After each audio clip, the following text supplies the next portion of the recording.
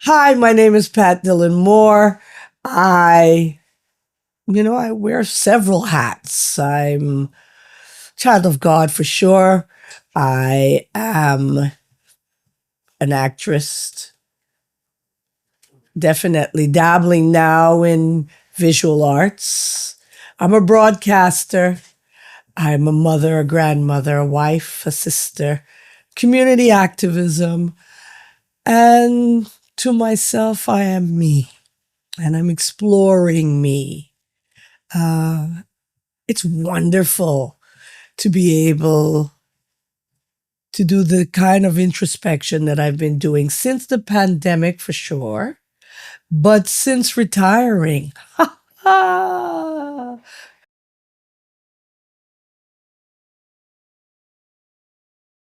My favorite childhood memory.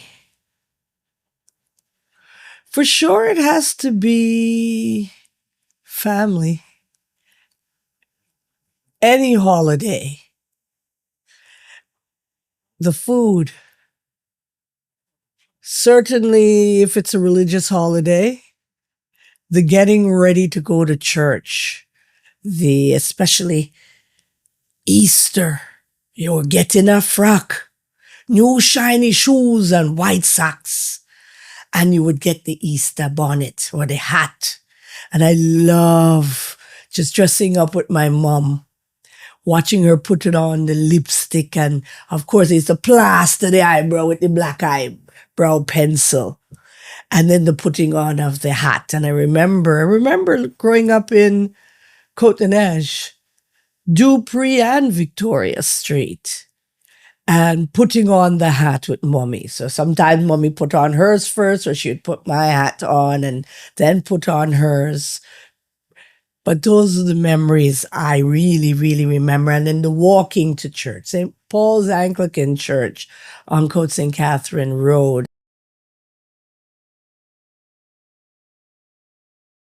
When I was first born, of course, it was a nuclear family, right? My mother, father, myself, and then came my baby brother. And thereafter, once my father decided he was gone, my older siblings migrated from Jamaica. So we were a family of seven with my mother.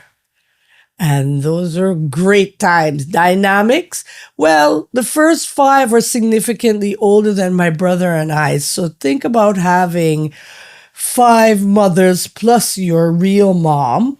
And I was always a little fierce to pick this, so plenty licks for me because I was why first generation Canadian, why, and long time Jamaican parenting. Ask no why, you just do it. If it's no, I'm done.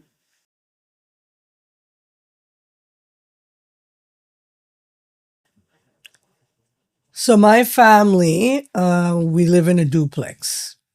My firstborn is over 30, and she and her son, 7-year-old, my first grandson, live in the lower flat.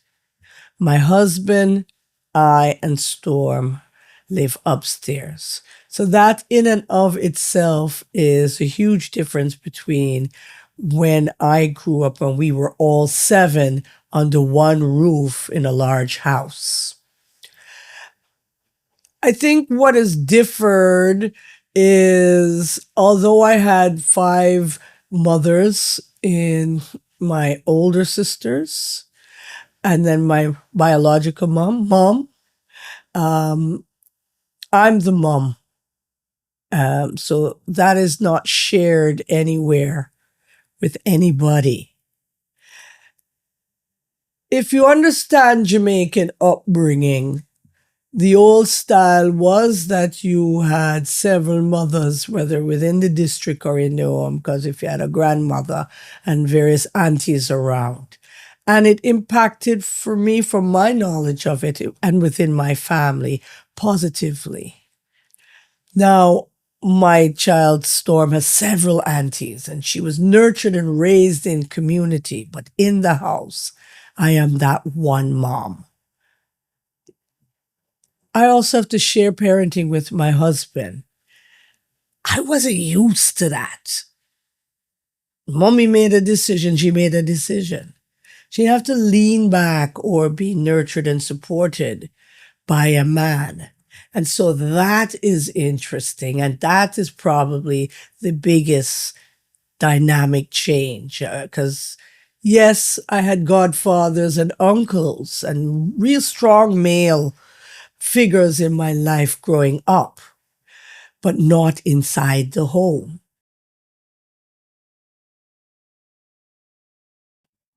First job would have been babysitting, yes, because that was the rite of passage before you got the McDonald's job.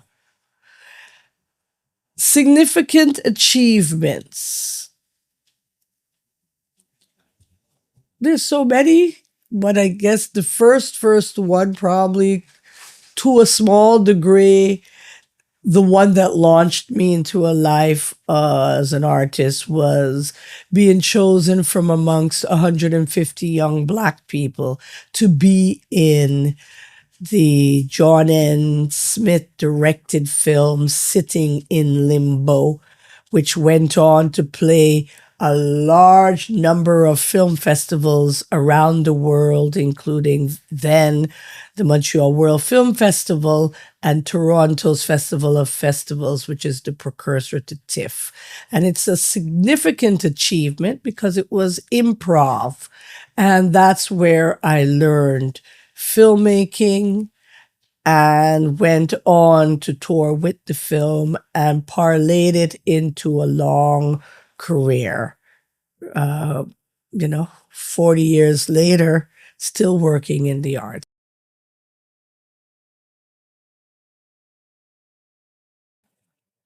I'm trying to remember that far back. Dear daughter, look at the various marriages that are in your midst and break it down for yourself. What you've seen. How have you seen the woman in your life being loved? Did you notice that love sometimes could be hard, difficult? But did you also notice the joys? And then you start to decide. When you bring anybody home and say, Mommy, this is it. This is one, yeah. This is the one I'm going to marry. I'm going to question him and you about your definition of family.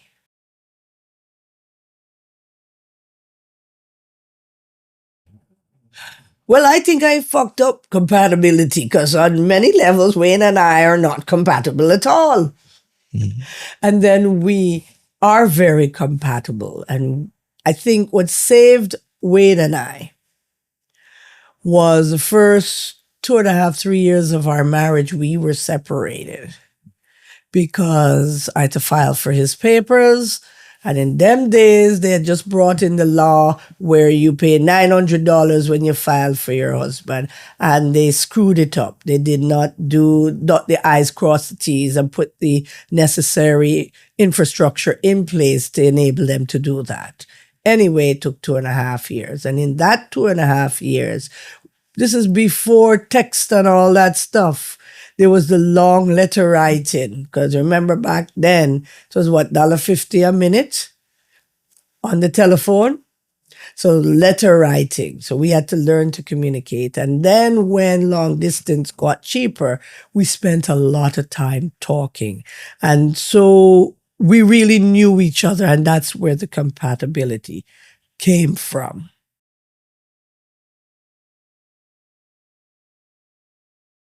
Did it really shift though, the transactional thing on relationship? Wasn't it that parents would marry off their girls so that one would have to feed them, and that that is the way it was supposed to be, because you go off and multiply and then you grow the family and there's more family working, if that's a farming or a business issue. So it was always transactional. Now, to be fair, perhaps not quite as transactional as it is now. If you want to be with me, you gotta have a J-O-B or put a ring on it and all of that stuff. So a lot of this stuff really isn't new.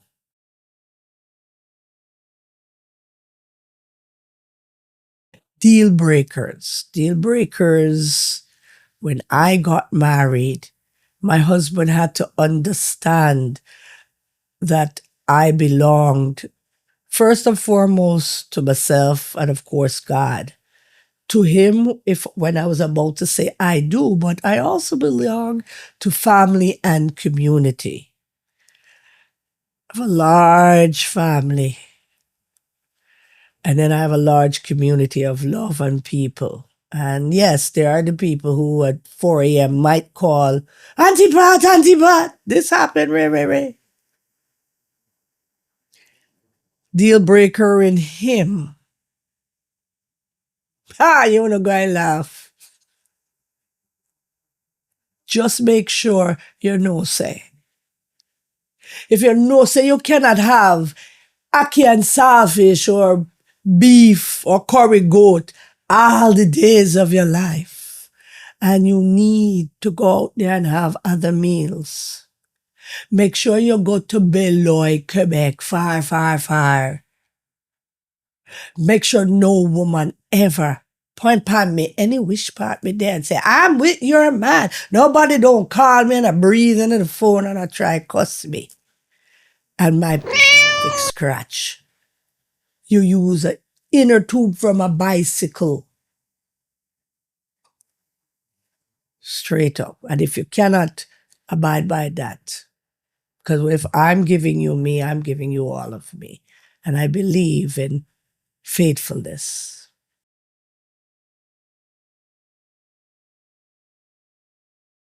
Don't bother me at all. As long as it is not a 6-year-old and a 16-year-old man or vice versa, right? Once you pass age of consent, it really is an individual thing, as individual as your fingertip. I think because I have always also, on top of all the cultural differences of various people around me, I've always been around older people. My posse, if you will, was always gaps of ages. At around 30, I was hanging around 50 and 60-year-olds. I am now kissing 60. I still have a hell of a lot of strong relationships with 80-year-olds who we drank and party, slept and traveled the world with these people. And so I see and understand the play between different expertises and different age groups. It doesn't really bother me.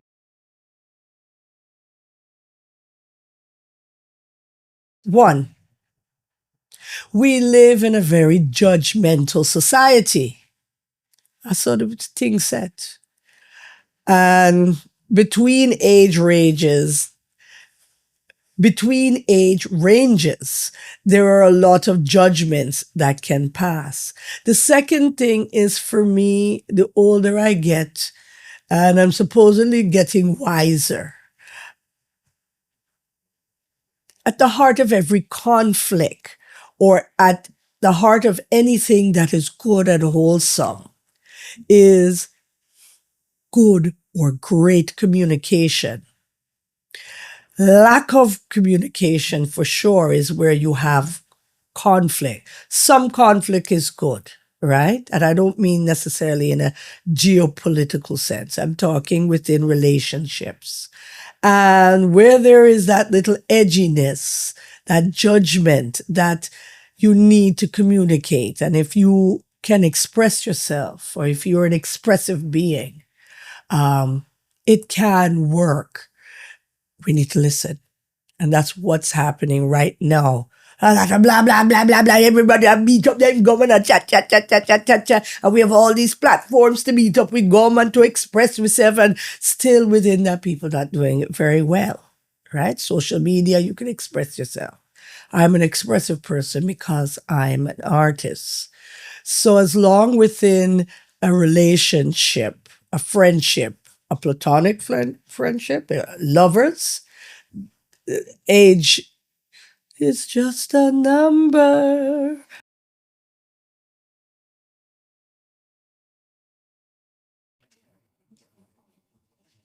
You can be within a marriage and still be a single parented home. Ever since I was a child, I remember every time they would send home that piece of paper at the beginning year of the school, I used to fill it in for mom because mom was always at work, right? So I would fill it in and then she would sign. And the part about father, I never understood why I would have to put this man's name in, right? Now, I don't have no daddy issues or complexes, but he wasn't around. He never did it, right? I look like him. I have his known. I have all of my father's side of family. I helped his sister when she was dying, and we had to put her into hospice care. But he wasn't there. So why am I have to put on his name on paper all the while? Okay. I never felt that our family was less than, and I used to feel that his having to put his name on the paper all the time was always wanting to affirm this notion. I knew it instinctively as a child. As I got older and got into politics and reading, for me, it was, always wanting to marginalize you. Single parent home, single parent home. Never did do it. And yes, I had a few friends who had fathers. And yes, there were probably a few more that were headed by only women.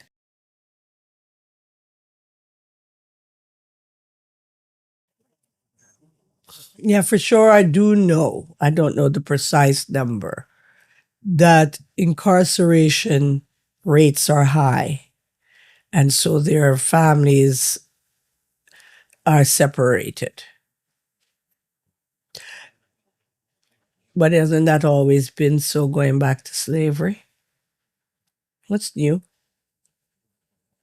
It's just a different way that's being coded and repeated. It's cyclical.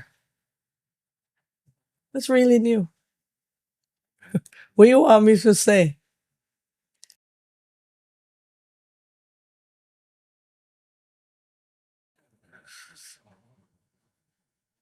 Baggage. Either identify very early what your baggages are and decide when you will pick them up and when you will put them down and when you drag them around with you. I've said a long time ago, when I look into the mirror, and I got the saying I got from my cousin, Gloria Hall. I'm the only me I got. She used to say that to me, from I was a teenager. You have to look out for you. But I used to say everything that hurts me or gives me joy or I don't understand, all of it is what comes out of my mouth when I say I love me in front of the mirror. All of it, all of the experiences. And I'm learning, especially in the last 5 years, where I had my bout of mental health disturbances, right? Where I was burnt out. Burnt out, the doctor looked at me and said, my gosh, you've extinguished yourself. And I had to fight back to find semblance of who I was, who I was going to be. But within it all, I always loved myself. Always.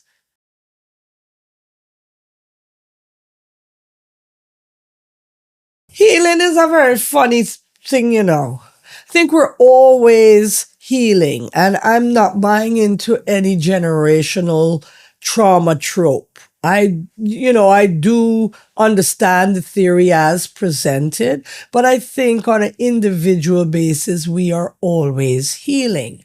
And I think when I had my burnout, what was challenging is I've been in the job for a significant many years.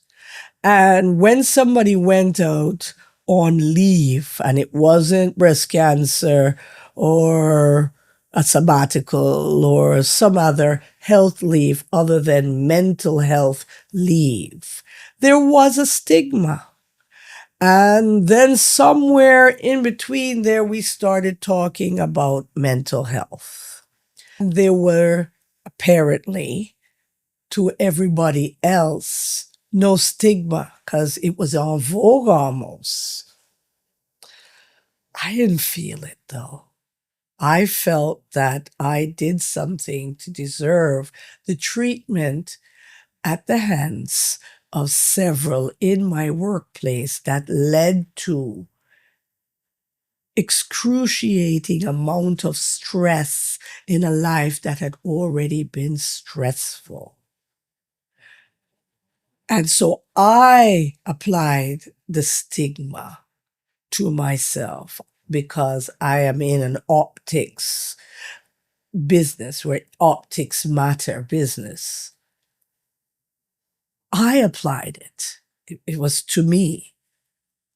So much so to the very core of my being, I almost went back to work against the advice of health practitioners because I said, Mommy didn't have this luxury of leave and burnout leave, and she raised us and she just plowed through it. And I don't, that's a woman's response or a Caribbean woman's response, or maybe it was personal to how I defined and saw my mother. There's trauma. I've not had to live with it. And so your thing is your thing. Your wheelhouse is your wheelhouse. I think there are greater awareness within my community. I think we still have some work to do. I also think that a lot of the conversation that has been going on, I don't know if it always includes Black Caribbean people, because it seems to me when we reach out for help or we are within the system, and I'm not talking me personally, what I've seen for other people, another set of rules apply, but heck, what's new?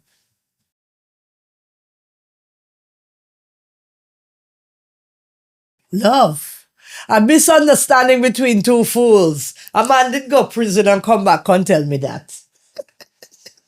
And there were days in the marriage where I used to say, but you in love. Love is but a misunderstanding between two fools, right? And, you know, you might be onto something because love is communication. And if you're not communicating very well, there's going to be misunderstanding, but there's something that tells you to stay and to contribute and to stick it out or to leave. Love is a feeling.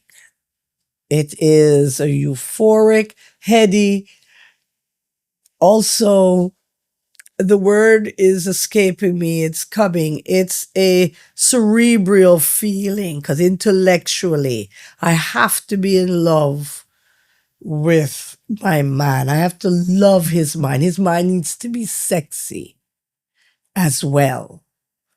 Because when everything fades or gets fatter or doesn't function as well, stick a pin in that.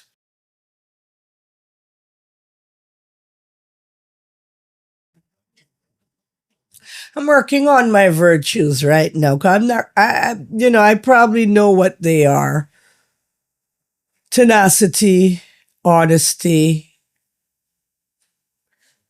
uh, stubbornness. It's a virtue.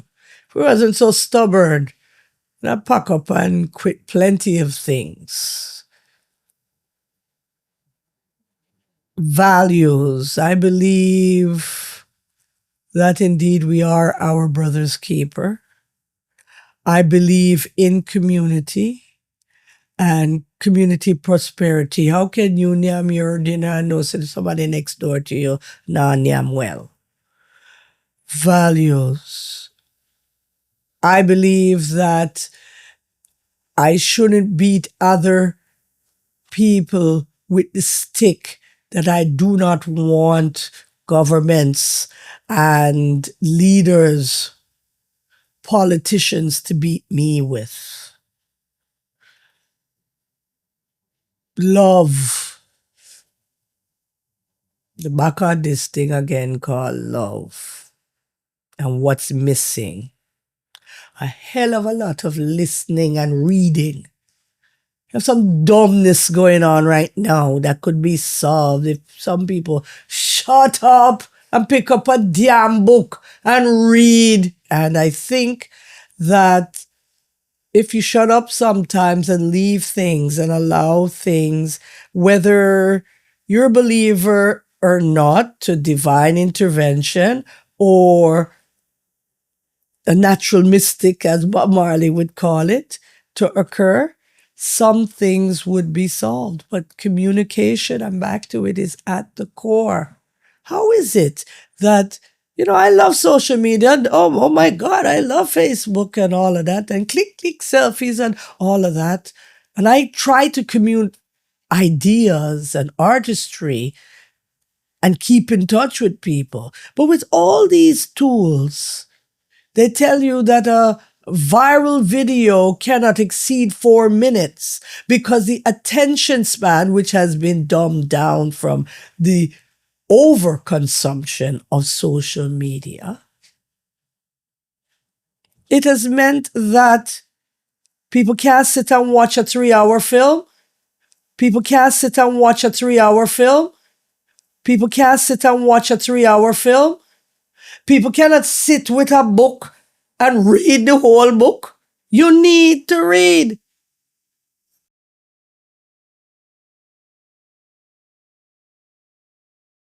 What needs to happen within our community? However you define community. For me, I define it as Black community in my neighborhood and within 10, 15 miles from me. Various visions need to be established and articulated. You then need some form of leadership or people who will take on the role of leader if we're going to go along a hierarchical structure. If we're going to move as a collective, the articulated vision needs to be articulated in a way so people can see themselves, and people have to see the greater good. That is what has broken down. That is what has ailed us. There needs to be a certain amount of buy-in. After you have that buy-in, you need sometimes to allow people to lead, let yourself be led, and where you can, do your form of leading. Have some autonomy over your work of said articulated vision. And move. Principled behavior needs to be there. And sometimes, yes, you have to suspend your disbelief. Boy, me know say me, if I follow you, me I go walk up in the wall. But we keep persisting in going the same way. And not everything that is old needs to be thrown out. Some, yes. And stop walking around reinventing the wheel and coming to people, look, I discover. I call it bread. No, idiot, bread is dead for a long time. So it's a new bread.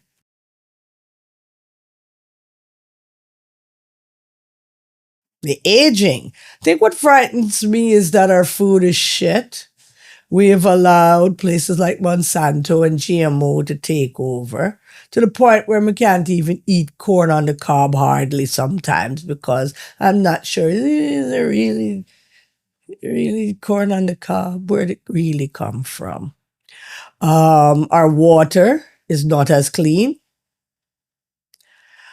And so that leads us to the air that we breathe, right? There's something was in vogue before called acid rain.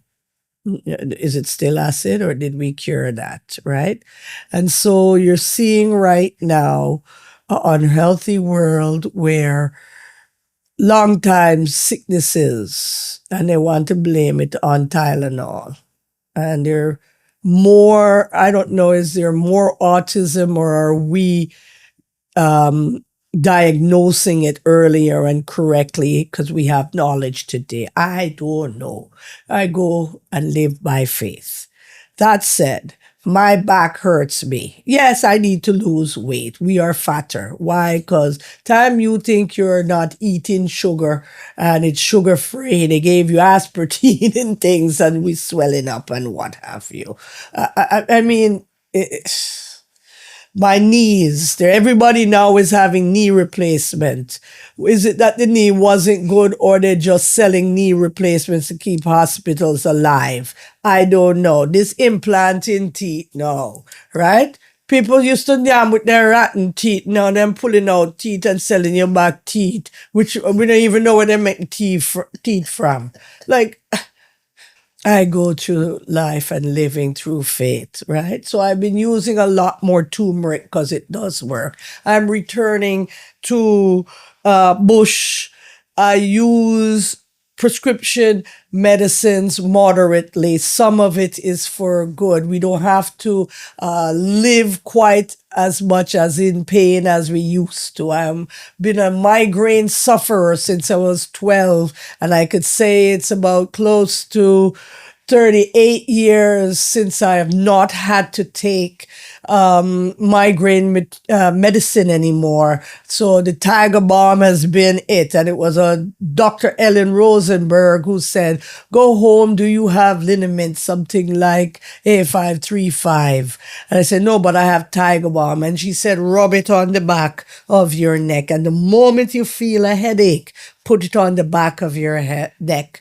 And my God, it worked. A bottle of Tylenol lasts me 5-6 years. To me, I feel dash it away. I just want, as much as able, that my mind, that's the one I want to protect the most. And then the body. It all works together for sure. I'm not stupid. But eat a little less, eat better when you can. Find that moderation. In the words of Baja High, white sugar is the devil. Plastics are the new thing now, so that's why they eat a plastic pan spoon and get some stainless steel forks and using the butter dish. Perhaps we should stop use butter dish to store food and get some glass containers. Deep breathing. It saved me, you know. It saved me and continues to save me. Meditation, painting. So long I paint. I don't even paint good. I paint rocks. I've always been painting rocks. I paint, I do beading, anything that slows you down. And you can focus and you can hear yourself think. And deep breathing.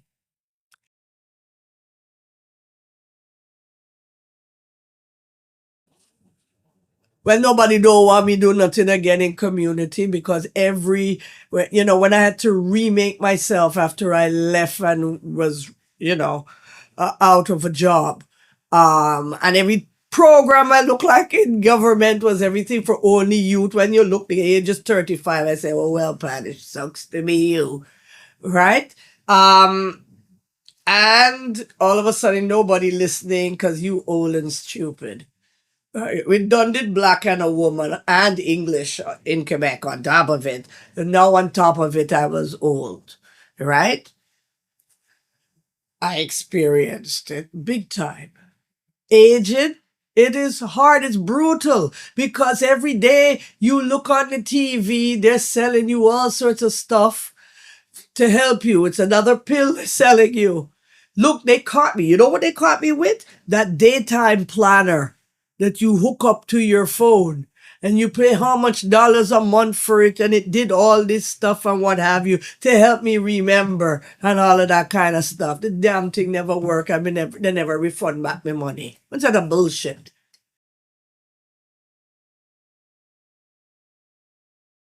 I'm working really hard that Storm is extra self sufficient and that I have grown a community of understanding and nurturing because a lot of people don't understand her special needs and have hurt me. And I've had to cry recently the depth to which people don't understand.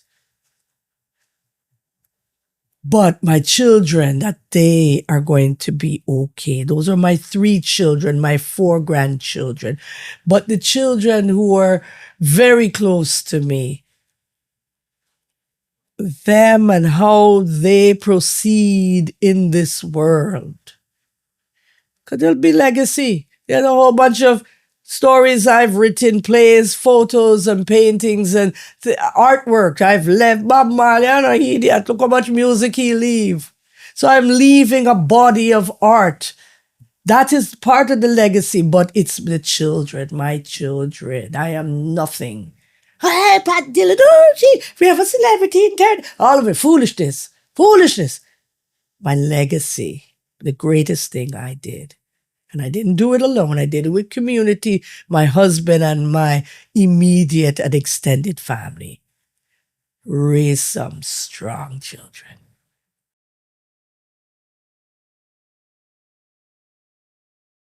Regrets? The one regret, I was talking about it yesterday. The one regret I have, no, I have 2. Where's 1.5? Mommy did not let us go to see in 1976 when Bob Marley came to University de Montreal. We were 12 years old. My brother would have been 10, 11. My sisters, the older ones, were going to take us. They felt it was important. And Mommy wouldn't go see the Rasta with the ganja smoking. We never got to go. And now we turn up to be DJs and I have dreadlocks and I've, studied and looked at the Rastafarian religion and way of life. And we 2 times Bob come here and 2 times we never get to see him. That's my regret. Second regret, that I did not move out and have my version of a gap year, live by myself for 1 year outside, away from family. I still got time. Kids are going to run away from home. Wayne, I'll email you.